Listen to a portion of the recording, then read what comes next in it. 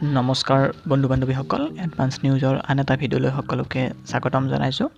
আজি আমি কথা পাতিম গুৱাহাটী ইউনিভাৰ্চিটিৰ অন্তৰ্গত UG আৰু PGৰ জুন মাহত হ'বলগীয়া অনলাইন অপেন বুক এক্সামিনেশ্যনৰ ক্ষেত্ৰত প্ৰয়োজন হোৱা মোবাইল নম্বৰ আৰু ইমেইল আইডিৰ বিষয়ে।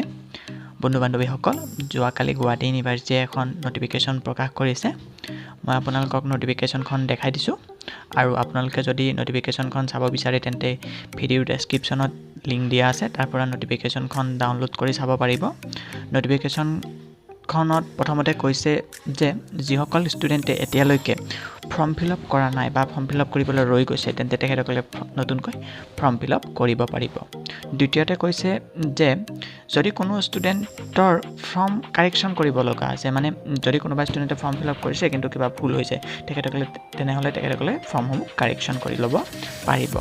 তৃতীয়তে কৈছে যে অনলাইন অপেন বুক এক্সামিনেশ্যনৰ কাৰণে নিজৰ মোবাইল নম্বৰটো কাৰেকশ্যন কৰি ল'ব কৈছে, যাতে অনলাইন এক্সামৰ সময়ত কুৱেশ্যন পেপাৰ ডাউনলোড আৰু এনচাৰ স্ক্ৰিপ্ট আপলোড কৰাত সহায়ক হয়।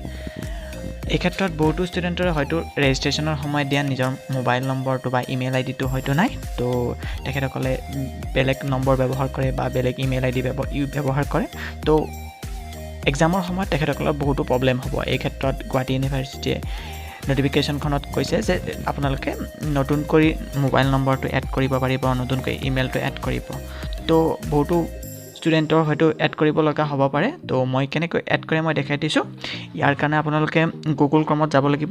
গুগল ক্ৰমত যোৱাৰ পিছত জিঅ' পৰ্টেল বুলি চাৰ্চ কৰিব। জিঅ' পৰ্টেল বুলি চাৰ্চ কৰাৰ পিছত আপোনালোকে ক্ৰমটো ডেস্কটপ মোড কৰি ল'ব। ডেস্কটপ মোড কৰাৰ পিছত যিটো প্ৰথম লিংক আছে, এই প্ৰথম লিংকটোত ক্লিক কৰিব। ক্লিক কৰাৰ পিছত আপুনি গুৱাহাটী ইউনিভাৰ্চিটিৰ অফিচিয়েল ৱেবছাইটটোত আহিব। তাৰপিছত তাত দেখিব student portal examinations form log in, ইয়াত ক্লিক কৰিব। ইয়াত ক্লিক কৰাৰ পিছত এটা নতুন পেজ এটা খোল খাব। পেজটোত আপোনালোকক দেখাব যে লগ ইন ইউৰ একাউণ্ট, আপোনাৰ একাউণ্টটো লগ ইন কৰিবলৈ দিব। একাউণ্টটো লগ ইন কৰিবৰ কাৰণে ID বহাব লাগিব, পাছৱাৰ্ড বহাব লাগিব, তাৰপিছত কেপচাটো বহাই কিনে তাত লগ ইন কৰিব লাগিব। মই IDটো, পাছৱাৰ্ডটো আৰু কেপচাটো বহাই কিনে লগ ইন কৰি লওঁ।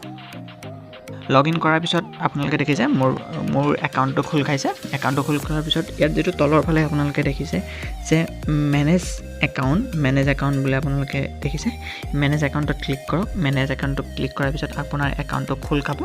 একাউণ্টটো খোল খোৱাৰ পিছত আপোনালোকৰ ৰাইট ছাইডে দেখিবলৈ পাব এডিট পাৰ্চনেল ডিটেইলছ।